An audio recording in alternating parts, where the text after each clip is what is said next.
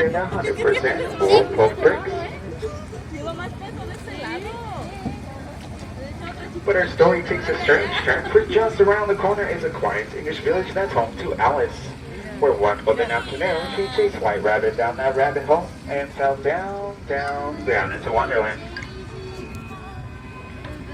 Storybook Land is full of fantastic places, places like London Park, over which Peter Pan, John, Wendy, and Michael Darling first flew to Neverland, where they will never ever have to grow up. And places like Agrabah, the city of mystery and enchantment, where Street Rat named Aladdin first bumped into Princess Jasmine in the marketplace and stole her heart. Though the two were from different worlds, thanks to the power of love and with the help from the genie, they were married, and to this day live in the Salt Palace on top of that hill.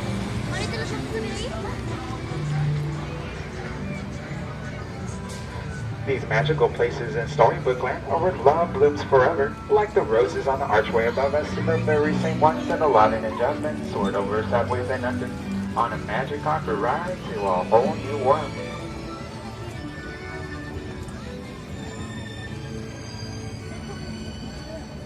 But while good stories are filled with love and light, they all have their dark places as well.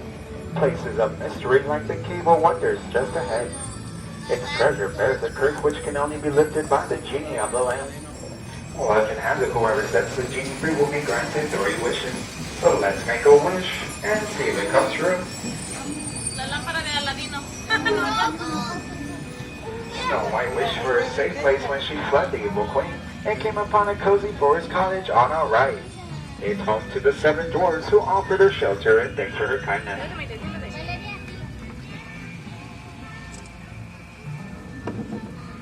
Cinderella wished to go to the ball, but when a wicked stepmother forbid it, leaving her behind in the blue chateau in her lap. Her fairy godmother granted that wish, but when Cinderella didn't leave by midnight, her coach turned back into a pumpkin, where it still sits on the bridge today. Can you have the little one sit on the lap, please? Thank you. And now Cinderella lives with the prince in the castle on top of that hill.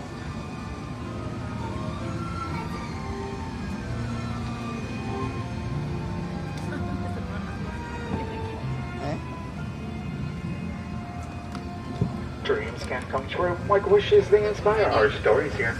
Some are dreams of happily ever after, while others are dreams of drifting off to sleep in the hills of quilted flowers like the ones on our left. Inspired by the 1933 Sheila Symphony cartoon, Lullaby Land. There's magic everywhere here in Storybook Land, even with our miniature plants, which will never grow up thanks to the enchantment of Tinkerbell. That's just part of what made this place a favorite of master storyteller Walt Disney himself, and continues to inspire new stories every day.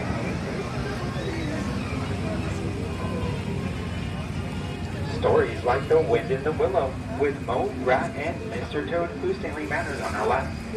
That's alright folks, Mr. Toad isn't home right now, as he is off in his motor car on a wild ride to nowhere in particular. Or stories of magic like that of Arendelle beneath the frozen mountains just beyond. Though Elsa fled to a icy palace on top of the hill, her sister Anna refused to let her go. The act of true love saved them both, showing that families can weather even the harshest snowstorms. And while in the Empire Village ahead, a woodcarver named Geppetto wished upon a star for his puppet to become a real boy. And after Pinocchio saved him from the belly of a whale, the Blue Fairy granted that wish. Geppetto's wish are like those made of so many fairy tales, like the one that led a little mermaid named Ariel to follow Prince Eric to the castle on her right. One that inspired her to give up her life under the sea and fulfill her dream of becoming part of our world. But her story begins in the shadow of her father, King Shark, in the underwater city Atlantica on our left, and spills out into adventure that ultimately ends like all the stories with a happily ever after. So as we close the book to our story and approach the dock, please keep those hands, arms, and fingers inside the boat.